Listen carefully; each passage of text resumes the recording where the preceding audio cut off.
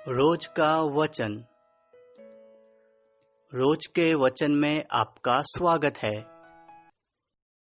दिन 124। न्यायों की पुस्तक अध्याय 1। न्यायों की पुस्तक अध्याय 1। कनानियों में से किसी किसी का नष्ट होना और किसी किसी का बच जाना। यहोशू के मरने के बाद इस्राएलियों ने यहोवा से पूछा कि कनानियों के विरुद्ध लड़ने को हमारी ओर से पहले कौन चढ़ाई करेगा? यहोवा ने उत्तर दिया, यहूदा चढ़ाई करेगा। सुनो, मैंने इस देश को उसके हाथ में दे दिया है। तब यहूदा ने अपने भाई शिमोन से कहा, मेरे संग मेरे भाग में आ कि हम कनानियों से लड़े, और मैं भी तेरे संग में जाऊंगा। सो शिमोन उसके संग चला, और यहूदा ने चढ़ाई की, और यहोवा ने कनानियों और परिज्जियों को उसके हाथ में कर दिया। तब उन्होंने बेजेक में उसमें से 10,000 पुरुष मार डाले, और बेजेक में अदोनी बेजेक को पाकर वे उससे लड़े और कनानियों और परिज्जियों को मार डाला, परंतु अदोनी बेजेक भागा। तब उन्होंने उसका पीछा करके उसे पकड़ लिया और उसके हाथ पांव के अंगूठे काट डाले। तब अदोनी बेजेक ने कहा, हाथ पांव के अंगूठे काटे हुए 70 राजा मेरी मेज के नीचे टुकड़े बीनते थे। जैसा मैंने किया था वैसा ही बदला परमेश्वर ने मुझे दिया है। तब वे उसे यरूशलेम को ले गए और वहां वह मर गया, और यहूदियों ने यरूशलेम से लड़कर उसे ले लिया और तलवार से उसके निवासियों को मार डाला और नगर को फूंक दिया। और तब यहूदी पहाड़ी देश और दक्षिण देश और नीचे के देश में रहने वाले कनानियों से लड़ने को गए, और यहूदा ने उन कनानियों पर चढ़ाई की जो हेब्रोन में रहते थे। हेब्रोन का नाम तो पूर्वकाल में किर्यतर्बा था। और उन्होंने शैशै, अहीमन और तलमै को मार डाला। वहां से उसने जाकर दबीर के निवासियों पर चढ़ाई की। दबीर का नाम तो पूर्वकाल में किर्यत सेपेर था। तब कालेब ने कहा, जो किर्यत सेपेर को मार ले, उसे मैं अपनी बेटी अक्सा को ब्याह दूंगा। इस पर कालेब के छोटे भाई कंजी ओत्नीएल ने उसे ले लिया, और उसने अपनी बेटी अक्सा को ब्याह दिया। और जब वह ओत्नीएल के पास आई, तब उसने उसको अपने पिता से कुछ भूमि मांगने को उभारा। फिर वह अपने गधे पर से उतरी।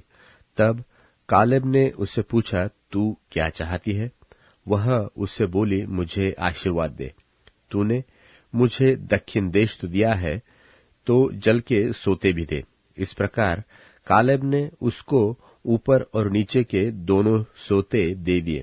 और मूसा के साले एक केनी मनुष्य के संतान यहूदी के संग खजूर वाले नगर से यहूदा के जंगल में गए, जो अरादा के दक्षिण की ओर है, और जाकर इस्राएली लोगों के साथ साथ रहने लगे। फिर यहूदा ने अपने भाई शिमोन के संग जाकर सपत में रहने वाले कनानियों को मार डाला और उस नगर को सत्यानाश कर डाला।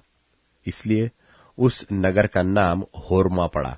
और यहूदा ने चारों ओर की भूमि समेत अज्जा, अश्कलोन और एक्रोन ले लिया।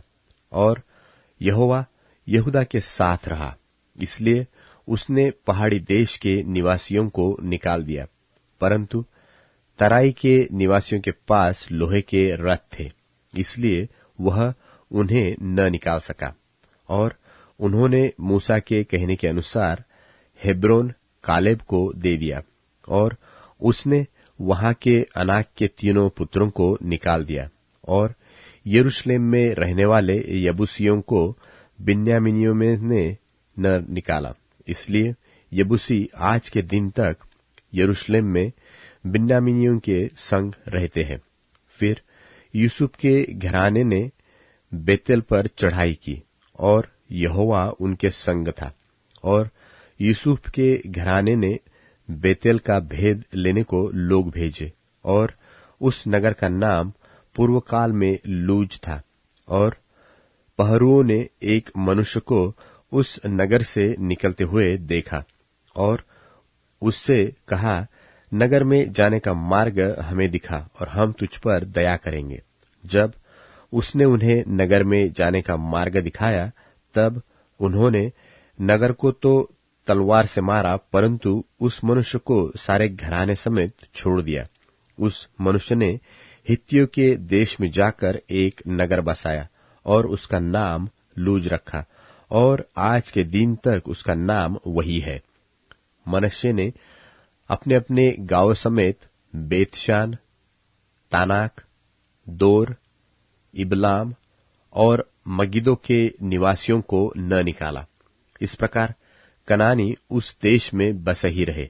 परंतु जब इस्राएली सामर्थी हुए, तब उन्होंने कनानियों से बेगारी ली, परंतु उन्हें पूरी रीति से न निकाला। और एप्रैम ने गेजेर में रहने वाले कनानियों को न निकाला, इसलिए कनानी गेजेर में उनके बीच में बसे रहे।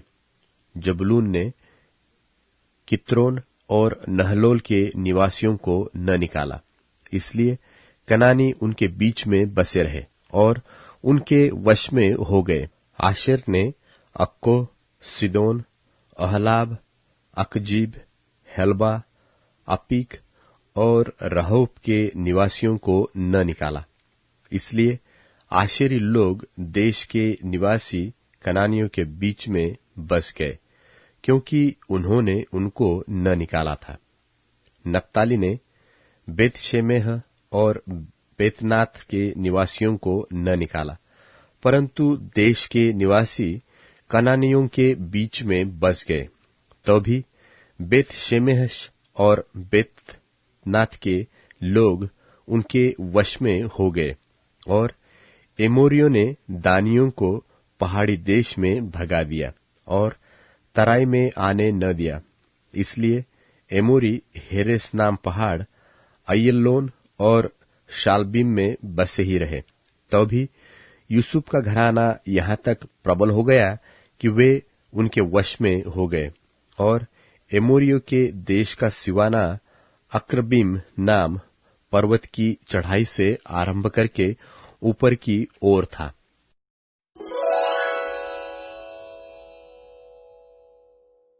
न्यायों की पुस्तक अध्याय 2।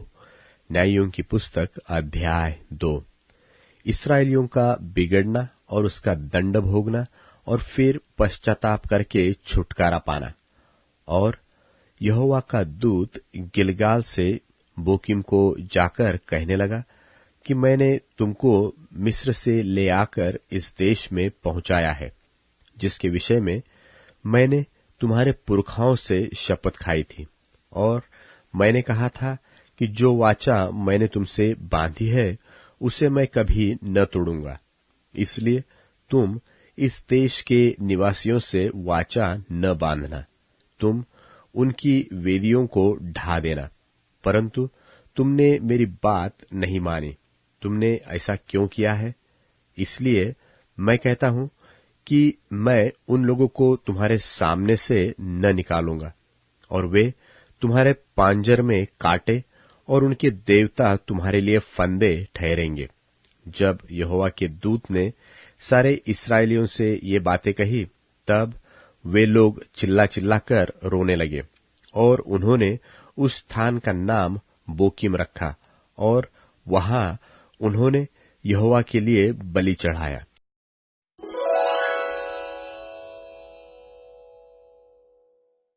यूहन्ना अध्याय 4। फिर जब प्रभु को मालूम हुआ कि फरीसियों ने सुना है कि यीशु यूहन्ना से अधिक शिष्य बनाते और उन्हें बपतिस्मा देते हैं, हालांकि यीशु खुद नहीं लेकिन उनके शिष्य बपतिस्मा देते थे, तब यीशु यहूदिया को छोड़कर फिर गलील को चले गए, और उनको सामरिया से होकर जाना जरूरी था। इसलिए वे सुखार नामक सामरिया के एक नगर तक आए। जो उस जगह के पास है जिसे याकूब ने अपने पुत्र यूसुफ को दिया था। याकूब का कुआं भी वहीं था, इसलिए यीशु मार्ग के थके हुए उस कुएं पर जाकर बैठ गए। यह दोपहर का समय था। उसी समय एक सामरी स्त्री वहां पानी भरने के लिए आई। यीशु ने उससे कहा, मुझे पानी पिलाओ। उनके शिष्य उस समय नगर में भोजन मोल लेने गए थे। उस सामरी स्त्री ने उनसे कहा, आप यहूदी होकर मुझ सामरी स्त्री से पानी क्यों मांगते हैं? क्योंकि यहूदी सामरियों के साथ किसी तरह का रिश्ता नहीं रखते थे।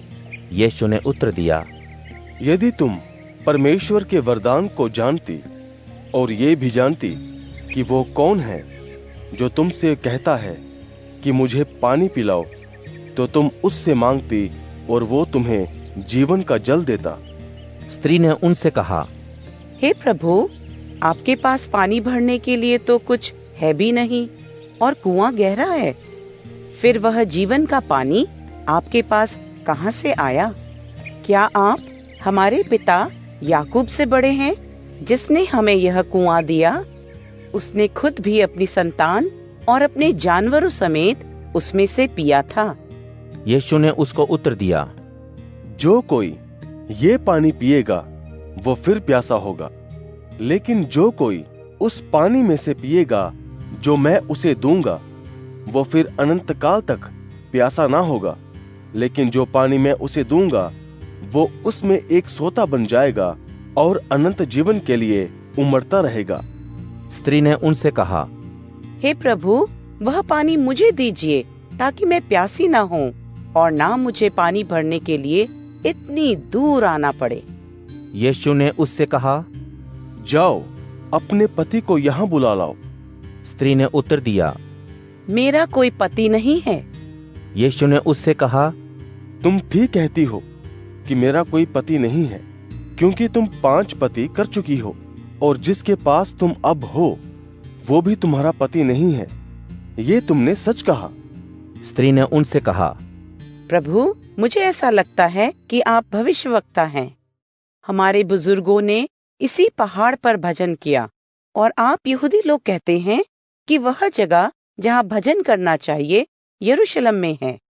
यीशु ने उससे कहा, महिला, मेरी बात का भरोसा करो कि वो समय आता है कि तुम ना तो इस पहाड़ पर पिता का भजन करोगे, ना यरूशलेम में।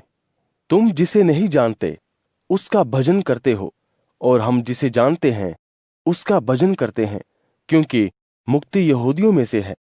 लेकिन ऐसा वक्त आ रहा है, लेकिन अब भी है, जब सच्चे भक्त पिता का भजन आत्मा और सच्चाई से करेंगे, क्योंकि पिता अपने लिए ऐसे ही भजन करने वालों को ढूंढते हैं।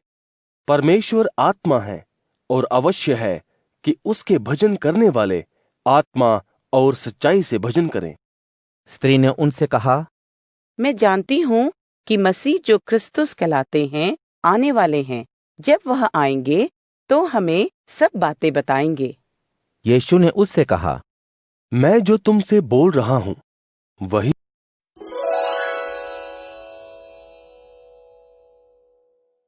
अधार्मिक मनुष्य अपने मुख के वचनों से अपने पड़ोसी को नष्ट कर देता है, पर धार्मिक मनुष्य अपने ज्ञान से अपने पड़ोसी को बचाता है।